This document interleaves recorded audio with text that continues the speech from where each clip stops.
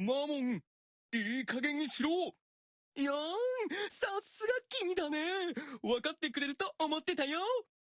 うん。アスモちゃんのイメージ崩されたら困るし、頑張ってもらって当然だけど、あとは、ベルとベルフェかな。君はもうわかってるよね。サタンかわいい。今のもう一回やって、録画したい。ちょっと、ラファエル、痛いけな僕に槍なんか向けないでよ。ベルフェの振りなら簡単だよね。ルシファーに僕の可愛さが表現できる？